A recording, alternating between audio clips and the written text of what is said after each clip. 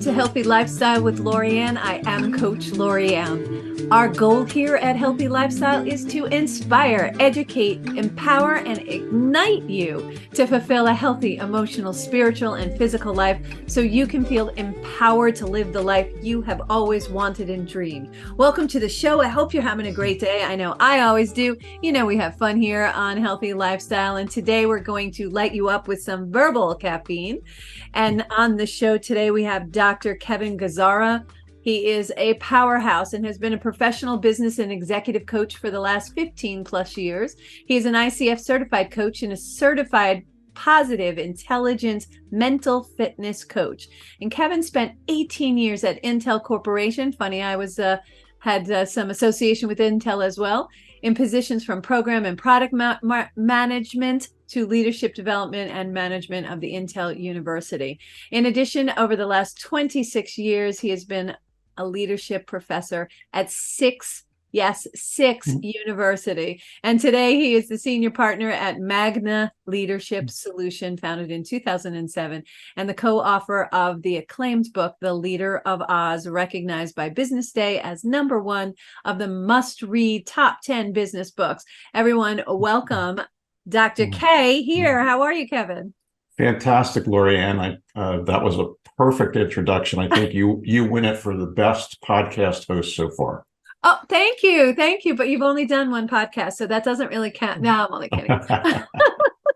So I'm so glad to have you on the show. And I just, you know what I love to do, and my audience knows this, I jump right in with 2 feet. So I'm a jump right into the pool girl. So I know that you have this idea of quotient, doing tasks a certain way and having a process, and it's real important. We speak about that often. So how did you come up with this whole process, and how you come up with your TQ idea? Yeah, so the task quotient, or what I call TQ, was one of those shower thoughts. So I was working on my dissertation back in 2000, and I really was struggling with a topic that I was passionate about.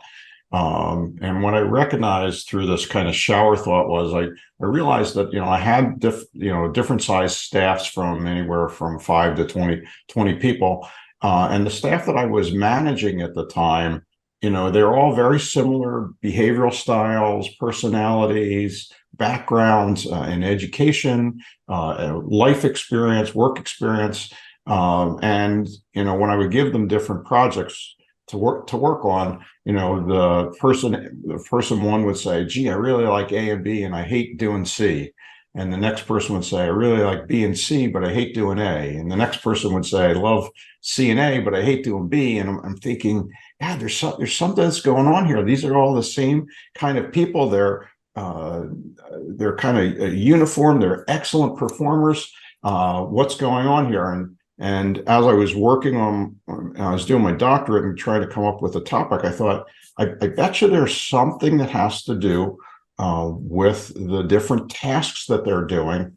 And I said, hey, I proposed to my chair was I wanted to look at the different balances of task types. And there's 3 task types. There's routine tasks, there's troubleshooting or problem solving tasks, and there's project tasks. And a lot of this work was done by a gentleman by the name of Bill Daniels for American Training and Consulting. I worked with Bill for many years, and I consider him a mentor of mine. And I said, I bet you there's a correlation between performance, motivation, engagement, and the concept of flow, right, of getting in the zone. And I'd like to do my quantitative dissertation to statistically prove that there's a relationship between all of those elements. So there was good news and bad news. No doubt. The good news was that that balancing your tasks on a daily basis and understanding how to do those. At the end of the session, I'll give away the assessment tool so people can actually figure out what is their ideal balance. There's 497 different balances or mixtures. And one of the things that we found was there was a direct correlation between having the right balance and your job satisfaction or engagement in your work. Statistically incredibly high. It didn't guarantee performance, or it didn't guarantee that you're going to get more widgets out or more outcome. What it did is, at the end of the day, if you use the balance that we're going to talk through today, it does create this environment that at the end of the day or the end of the week, you will, I guarantee, statistically, will be more satisfied than you were if you just do your normal kind of jump in the river and start swimming. Right, right. Well, I mean, and it seems very logical, the way you developed your TQ concept, and this formula that you have. So let's talk about how you came to develop, because that's a lot of combinations. I feel like, we're trying to break into a safe right now of our brains, and now you figured out how to quantify that. So let's talk a bit about how you came up with that concept. Yeah, so like I said, the idea for the concept happened from my staff, and I wanted to try to figure out what was going on there and what I could do different as a manager and a leader when I was working at Intel, because I was trying lots and lots of different things. I also was heavily involved. I read the book. If anyone hasn't read the book, my first recommendation is read the book called Flow. It's by a guy by the name of Dr. Mihai Csikszentmihalyi. And Dr. Csikszentmihalyi. So when I had proposed this to my doctoral chair to look at all of these, and I particularly wanted to see if I could create another element that would create flow. The answer was it does not guarantee flow. It certainly works with flow. And flow, for those of you listening who don't know, the concept was retermed in the 90s called being in the zone, or getting in the zone. And what Dr. Csikszentmihalyi had found out was that there's this certain balance. When you have the right balance of challenge and skill, you can get in the zone. And the easiest way to tell whether you're in flow is when the sense of time is distorted, right? When you look up at the clock and it's midnight and you swear it's 9 o'clock, and couldn't it be? So that's flow. And when I was developing, get to your question, when I was developing my proposal for the dissertation to do a quantitative analysis, my chair said, go out and find a tool that measures this. So I went to the library, and there's a gigantic book, I forget the name of it at the moment, that has like 10,000 different assessments. I spent the entire day going through them one by one. And I came back to my chair and said, hey, there is no tool that measures this task combination. So he had a great recommendation. He says, well, just pick a different topic. And and I said, no, I want to do this. And to drop that, find something else. Go find something else. And he said no. He says, the first question I have is do you want to graduate, or do you want to develop a tool to do this? And I said, well, I want to do both. And he was pretty, just kind of disillusioned me. So I thought, you know what, I'm going to write to Dr. Csikszentmihalyi, and I'm going to ask him to be on my committee to help me develop a tool. And nice. I figure if I could get him to be on the committee and help me to develop this, what we ultimately called the Task Quotient tool, I bet you I could convince my chair. So I wrote to him, and didn't hear from him for a couple of weeks, and I started to get a little concerned. And then I got an email back from him. He said, hey, this looks interesting. Send me your prospectus. And that's the 10 or 12 page document you have to write for your proposal to get it approved. And so naturally I had to go back and rewrite it so it was even better. And I sent it to him. I waited about a week. And then he sent a note, and he said, yeah, hey, no one's ever done this. I'd be glad to kind of be on your committee and help you out developing it. So I sent it to my chair. I was all excited. And he said, send me the email. I want to see this. Because, I've gotten Dr. Csikszentmihalyi at the time was the department chair of the University of Chicago's Department of Psychology.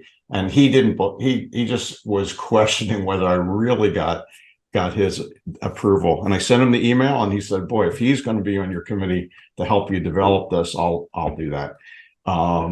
So that's how it started. Develop all the questions. I was fortunate enough to have him kind of work with me on the scales and the different questions, and then I developed a simulation in order to prove the assessment using Legos, or actually it was, I think, Mega Blocks, right? It was the knockoff of Legos.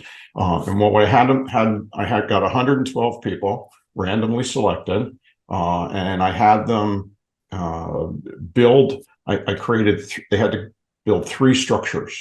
They had to do a routine task. They had to do a problem-solving task, and they had to do a project task. And they had to do these 3 different structures. They took the assessment ahead of time. They didn't get the results, and a very, very simple model on developing the tool. Half of the group got exactly their balance, of preferred routine troubleshooting. It was 30-minute activities. So, for example, if you had a 30% routine desire in 30 minutes, you get 9 minutes for routine, right? So very, very simple. And half of the group got exactly their mixture. And then they filled out this 9-page answered all these questions about how did they feel, and did you have a sense of time, and what was the productivity. And so they filled all of this data out. And then the other half, all I did was I just took whatever their highest and lowest was and flipped them, right? So I love the whole process that you went through, and it was very, first I love the fact that you challenged, the professor, and it was like, yeah, I love that there was a pushback, and you didn't allow them to take you off of what you really wanted to do. And you could have easily walked away and picked something else. And I love that you didn't, because you wouldn't have discovered this. The other thing that you said that I really want to bring back in the forefront of the conversation is your sense of time that gets distorted. I always say, as a coach, that when you lose sense of time, you're in your superpower zone. Right. That is when you're in the place that you're supposed to and meant to be. And that's how you know. I remember back in the day when I was singing because I used to be a singer. Well, I still am, but I would go in and be a backup singer when that was a thing in New York City. And I would lose all track of time. And I didn't care, because I was just so happy, and time would just go flying by. It's wow, time is just flying by. I can't believe what time it is. When you hear those kind of phrases, you're in the right place, doing exactly what you're meant to be doing, and you're in your happy place. I'm sure that correlates back to applying TQ to yourself and your workplace. Let's talk a little bit about how one does that, and what the process of TQ is, and let's just dive right into that. Yeah, so it's pretty simple. The assessment is 15 questions. The listeners will be able to take it and get their report instantly. I worked with a company called Target Training International. So I've known them. I worked with them forever. They provide DISC and values and EQ and leadership assessments, and great company to work with, family owned. I had shown my TQ assessment to them. And I'll make a long story short, that the president basically said, yeah, this is different. We'd like to just essentially license it from you. And they've been the distributor of it since 2004, a couple of years after I had finished it. So the way TQ works is you take this assessment, and it'll give you an idea of what your ideal mixture is for each of those. And so I'll give you at a very high level. Mine is about 50% project, about 30% routine, and 30% troubleshooting and 20% routine. That's my mixture roughly, right? So it's like a 48 and 32. Which makes sense, because you used to be a project manager. That's true, right? So I really liked the project and work when I was a project manager as well as a product manager. And so once you know that, then the next thing to do is that you track the work that you do on a regular basis. So we usually, when we do a TQ session, we usually do them in 4 to 8 hour sessions. What we'll do is we'll ask them before they come in there is to track the work that you've done over the week, and then look at it. Then when you get to the session, we'll help you figure out which ones are routine troubleshooting and project work. And then we'll look at what kind of the mixture is for you at the moment. And then we compare it to your assessment. So pretty pretty straightforward there to do that. Then the next thing we do is that each one of us has a different cadence, right? That there's a certain amount of time that we can last in each one of those, the task types. So for me, for example, project work, my brain starts wanting to go do other things. And that's the signal when your brain says, oh, I want to go get a Coke, or I want to go get something to eat, or I want to get my email, or I need to pick up the phone, right?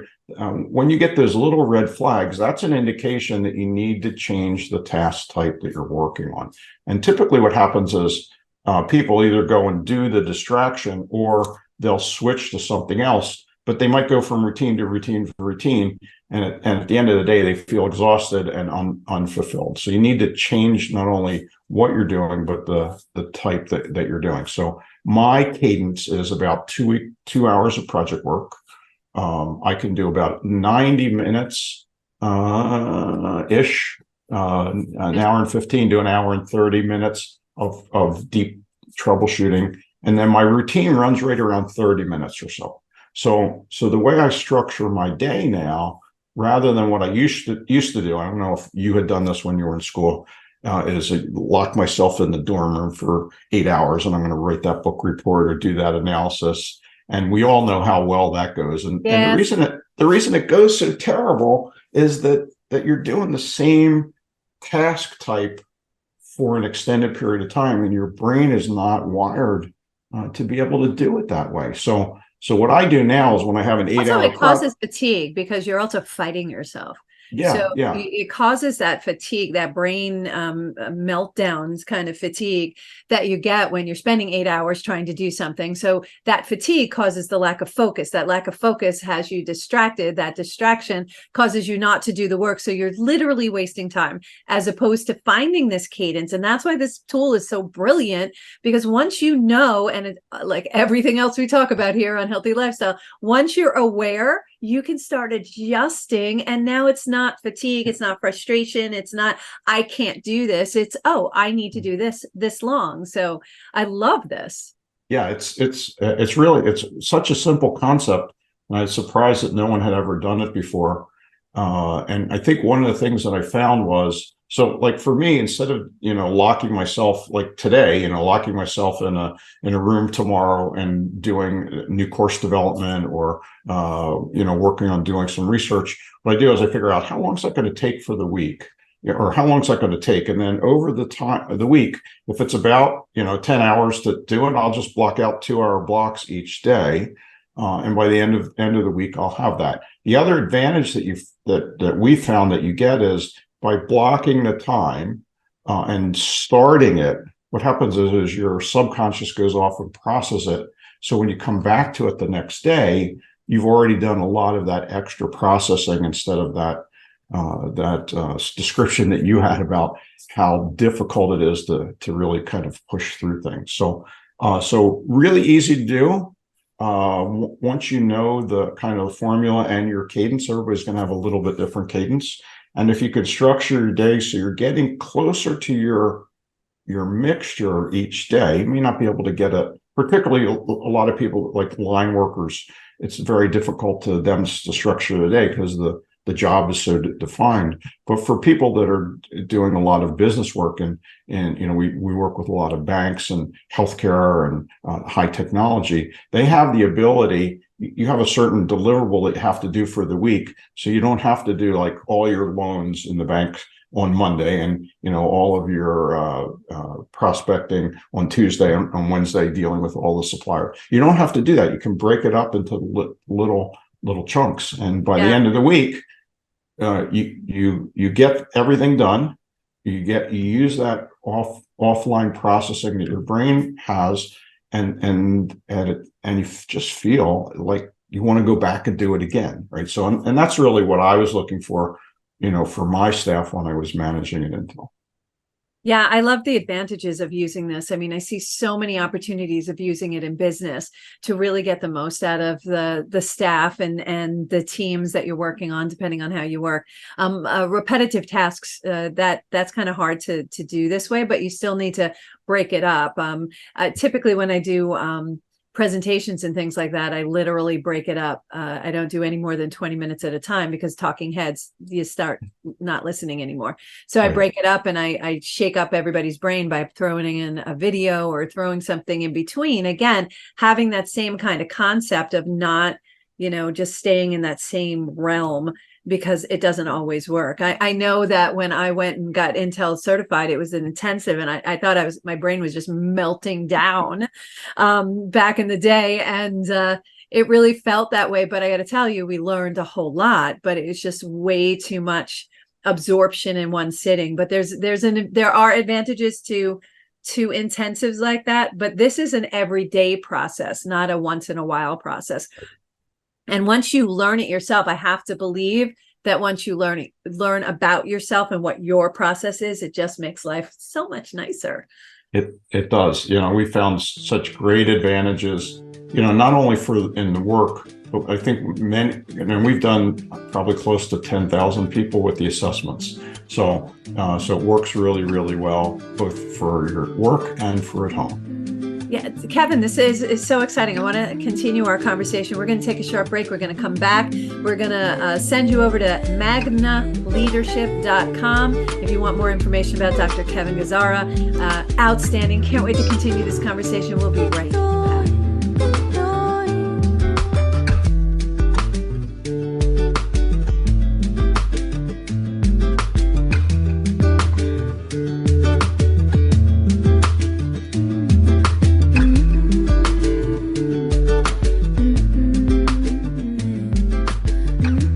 Welcome back to Healthy Lifestyle with Lorianne. I am Coach Lorianne. If you'd like to be a guest or lift up your business, product, or non-for-profit, or if you have a question or comment, we love to hear from you. Please email us at healthylifestylewithla@gmail.com. That's healthylifestylewithla@gmail.com. I answer all of your emails personally, because I've gotten some email responses back going, I'm shocked. So I love doing that.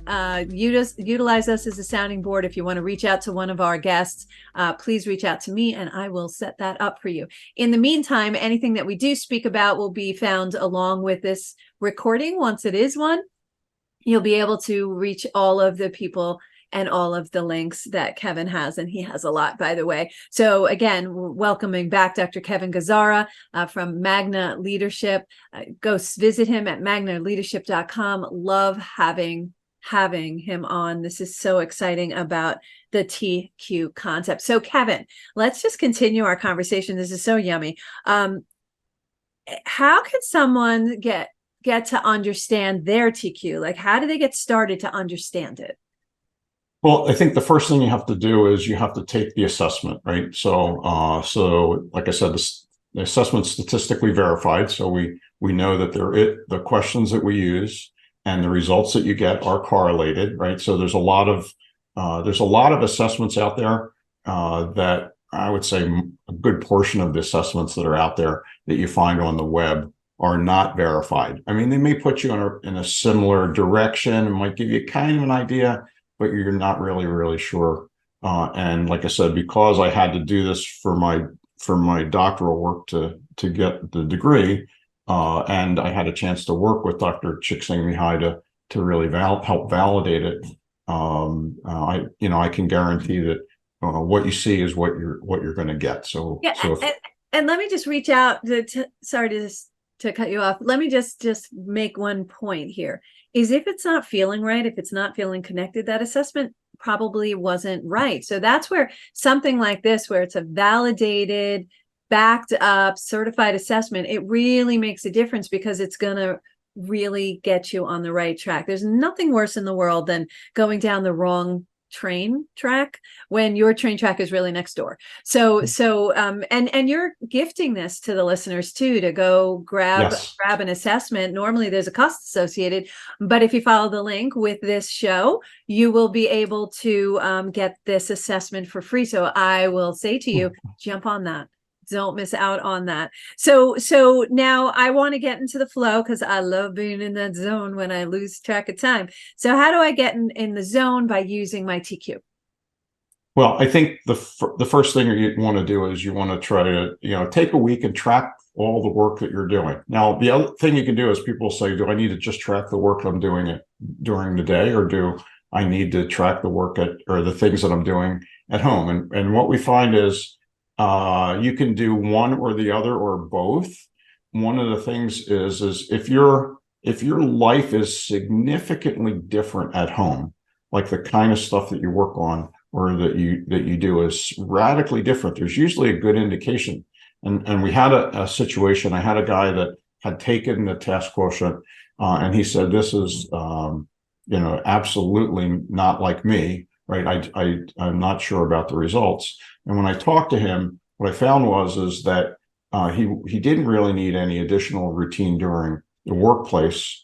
And what I found out is he had a handicapped son at home, and he was a single dad. So he said, and when we talked about kind of what was happening, he didn't need more routine during work because he had 6 hours of routine that evening that he had to do over and over again. So what he was really craving during the day, even though the assessment said you need about 25% routine, what he said was, what I really need during the day is I need more problem solving and project work, because at home I pretty much know I've got this routine that I have to do, to make sure that my son is happy and healthy and so forth. So a lot of times, if you take the assessment and it feels a little bit out of whack, just look at how you are, the things that you're doing outside of the workplace, and what are you gravitating to? Are you gravitating to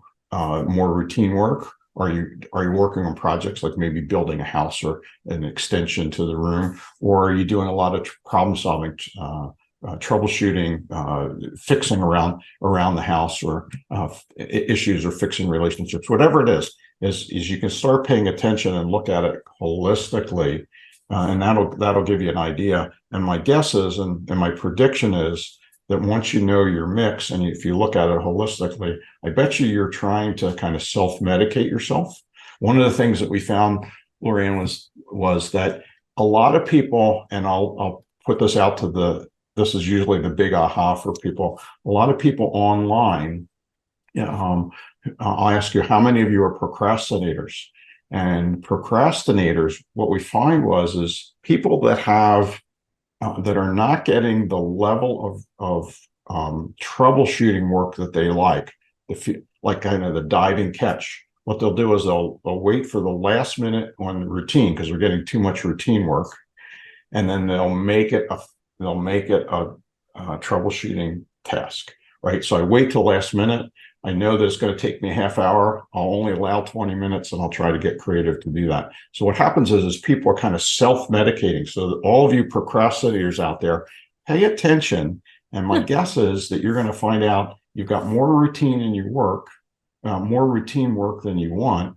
And what you're doing is you're unconsciously kind of self-medicating yourself by waiting till the last minute. And then you feel good, like, okay, I feel good about getting that done in 20 minutes. And that fulfilled that troubleshooting need that I wasn't getting in my structured job. Well, this begs a question. Obviously we have to expect some kind of challenges in structuring our day, in that routine structure, and even structuring our days going between the three different type of tasks. So what kind of challenges, and what do we do to just jump those hurdles? Because anytime we start a new habit, this is why what do you call it? Beginning of the year's resolutions don't New Year's work. resolutions. New Year's resolutions don't work, because we all of a sudden throw all this stuff at ourselves and want to change everything overnight, and it just doesn't work that way. So what are some of the challenges, and how do we avoid them or jump the hurdle? Yeah. So the first recommendation is, what we recommend is go get what we call a capability partner. Not accountability, because that feels too much like policing.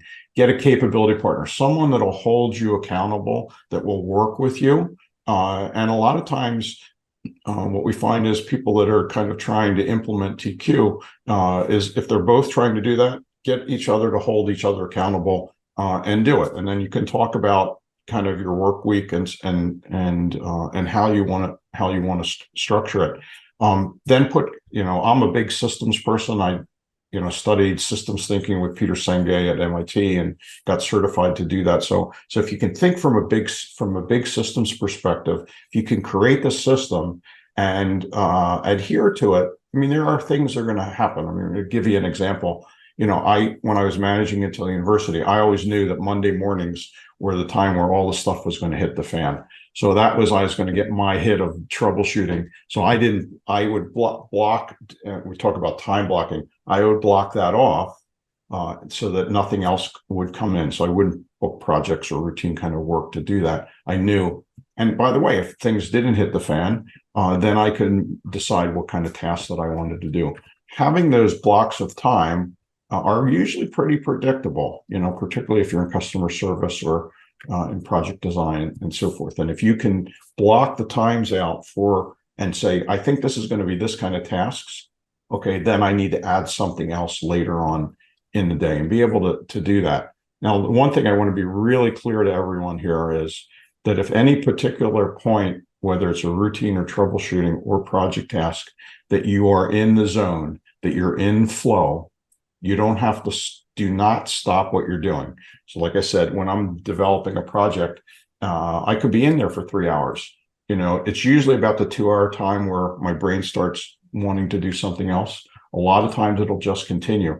Don't stop. Don't say, oh, I have to stop to do this. If you're in the zone, that's really what we want, because that's where the satisfaction and motivation is going to come from. Yeah, and that's why it's called flow. So stay in there. And I'm a big proponent of time blocking, and I tell my clients the same thing is when you're in flow, when you're in your zone, when you are losing track of time, just stay in there, because all that yumminess comes out. You will eventually know the difference and start recognizing that there is a world out there outside of whatever it is that you're working on. That's when you know, okay, maybe it's time that I can shift, but you lose some yumminess. And I know that I've tried when I first started doing time blocking, I would be very regimented about it. And I would lose some creativity that I was like, oh, I should have just kept going, because now it's lost, because I was literally in the zone. So like you said, Kevin, stay in that zone and finish out whatever it is that you're working on. That's the yumminess there. The other thing that earlier I said that anybody who has like a repetitive tasks, or maybe working on a production line or something like that, we don't have a lot of control over moving between routines and troubleshooting and project tasks, things like that. We don't have potentially that opportunity. But my understanding is there was a woman who actually did their thesis on your thesis to take that to another level. Talk to us about that. I think this is so interesting. Yeah, so probably in early 2000s, I had gotten an email from Dr. Holly Martin. She's a doctor of dentistry, and she was doing an additional doctorate in organizational leadership. And she said, "Hey, I read your dissertation." First of all, that's unusual, right? To have someone say, "Hey, I went out and just casual reading your dissertation." That's like the Academy Awards for doctorates, Yeah. So first of all, I was really excited about somebody actually read the research I had done. And then she said, I am the person that manages employee engagement for this gigantic, I don't think I can release the name, big company, like tens of thousands of people in Connecticut for aircraft manufacturing. And she said, I'd like to do my dissertation based on your dissertation. Can I get access to your assessment to be able to use? She said, we've got about 39 different departments. She said, I have one department over the last, I think it was 5 to 7 years, that we have not been able to push the needle, right? That we do lots and lots of different things to try to improve employee engagement. And we have one department that no matter what we've done, can't do that. So she says, I've got a really good sample here that I can use compared to other ones. Can I do this? And I thought, I was really excited. And then I hung up the phone and I thought, oh, crap, what happens if my assessment doesn't work? And of course, it did work, which was the good news. And she did her dissertation. And what she found, which was really valuable to me, was not only by that you could increase by using the task quotient and time blocking and structuring your day. She found out something really interesting. Just by having the line workers take the assessment, do nothing else. They just took the assessment. It statistically raised the level of empowerment that they felt by now, because they've started thinking about all the different tasks that they were doing. So they didn't have to do any work, just take the assessment, which takes about 5 to 7 minutes to take. And just having that, she got a really nice blip in empowerment. She did get the blip also in employee engagement and satisfaction. So she was able to push the needle using this approach. So, because the employees were being seen and heard, and sometimes we're being heard by ourselves by figuring out what it is that we need. So tools like this is absolutely a needle mover, and I find it totally incredible. I think every business should have their employees go through this assessment, because it's so self-empowering to be able to know, what's my equation. I love that. What's your equation? Yeah. Hey, and there's one thing I'll just mention real quickly, Lorianne, is that we've developed a process that we've done with many companies. And what we'll do is and we call it the task auction. And most organizations don't like reorganizations. But all of them are okay with task rebalancing. So what we do at a very high level is we have everyone take the assessment. We do the Lego exercise with them so that they can see that indeed what their assessment is indeed what their motivation is around routine troubleshooting and project work. And then what we do with the manager in the room, we have everyone plot all of the work that they're doing on the flow diagram, and anyone in the room, we do a task auction, and they can sell anything. No buying happens. They can sell any task that is not in flow that they would like to sell. And then we capture all that in an Excel sheet. And then once we have a snapshot of the entire team, anyone can bid on any tasks. So if there's something you're working on, it's like you have a 3-hour routine task that you don't want. And I thought, boy, I really like to learn about that. I can say, I want to bid on Lori's 3-hour task. Can I do that? And with the manager in the room, he or she can approve or decline it. Or a lot of times what happens is they'll partner or they'll split them up. And what we do is, and typically we can move 60 to 80% of the tasks. And because people are selling stuff they don't want, and they're buying stuff that they do want, you can imagine what happens. First of all, you don't have to sell anything because they've made the decision. That's really good for the manager. And second, they're going to get a chance to do something. Now, one of the things that we found out over and over and over again, there's this bucket of what they define as crap work that they don't want to do. And I will tell you 100% of the time, that is very, very routine administrative kind of stuff. And so what we recommend is, and we did a great case study with an IT organization of 18 people of doing this. We measured their performance or their job satisfaction over 18-month period and actually pumped everything way up. They were getting ready to hire this, at the time it was like an $80,000 to $100,000 IT person. And they said, and the manager said, how about we hire an administrative assistant? All this crap work that you don't want to do, we'll get rid of all of it. And we'll give it to the administrative person, and that extra differential of $80,000 or whatever it was. When new projects come in, instead of giving it to that new person, we'll offer it to people that have that additional time, because we've gotten rid of all the crap work. The administrative work, which is, it takes a lot of time. So, and it's frustrating, and you want to stay in your zone of genius. The really cool thing about this, and it goes back to one of the clients that I was working with and went in there, and through assessing, it's always easy to come in and look from the outside because I'm not attached to anybody. I'm not attached to the end result. I'm not attached to the individuals. I just assess what's going on. And invariably when I do, people are sitting in the wrong seats. And that's why they're not being productive. And all we had to do is move a couple of people, if the manager and or owner was okay with it, move a couple of people's seat, and then suddenly productivity went through the roof.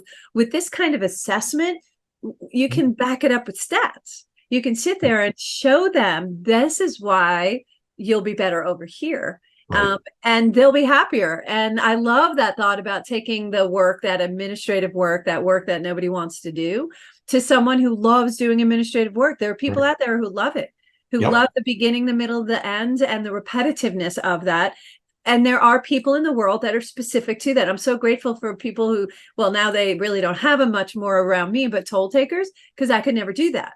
Couldn't do that same repetitive task, but so grateful for people who do. And so grateful for my administrative assistants. Yes, I'm doing a shout out for my VAs. Love that they're able to do that, and so successfully and much more rapidly, to allow me to stay in my zone of genius. And the same with you and the people you work with. How many companies do you work with that do this with you, Kevin? Because I think every company should bring you in. Every company. Well, thanks for the plug. We've worked with, like I said, probably a dozen or so different companies. And there is a case study on our website. If you go to the Task Quotient, if you go to magnaleadership.com and you go to, I think it's either on their blogs or case studies, or just type in Task Quotient, it'll find it for you. Or you can send me a note, Kevin at Magna Leadership Solutions. I'll send you the personal copy of that. There's a ton of companies that first of all, you have to get the person making the decision on board. They're like, oh, this will work. And then once that'll work, particularly if they're doing the reorganization, because most companies we found really suck at doing reorganizations. Yeah. And we say first thing is don't do a reorganization, do a rebalance of tasks, and you're going to be incredibly happy. Yeah. And I love that. They're not good at it because they're too close to it and they're not really seeing what they're reorging, and they actually reorg the same problems all over again. So it would be great to bring it in. Again, I want to remind everybody that there's a gift offer, a link so that you could do the TQ assessment yourself. Connect up with Dr. Kevin Gazzara at magnaleadership.com. More information will be attached to this recording and this production. So happy to have you on. Want to bring you back. So much to talk to you about. This is wonderful. And what I'm going to throw at a challenge is anybody who absolutely takes this, give me an email, shoot me an email. I'd love to have a conversation. Maybe we can bring them on the next time you're on the show. We can have a conversation of what it did, how it changed their lives, and have really a case study right on the radio. So I'd love to do that with you. Kevin, thank you for being on. It's a pleasure. And if anyone wants to talk to me after I take the assessment, completely free, just send me a note and I'll be glad to walk you through the details or answer any of your questions. Thank you, Kevin. Thank you all for joining us today on Healthy Lifestyle. I hope we earned the privilege of your time. Again, I want to thank our guest today, Dr. Kevin Gazzara. You can find him at magnaleadership.com. Look for our show next Saturday at 3 p.m. We can be found on all major platforms. We would be so grateful if you please like, follow, share, and subscribe. Until next time, I am Coach Lorianne Casdia. Until then, play a higher role, serve a higher purpose show for you, and show up big. Have a good day, everyone. Thanks, Kevin.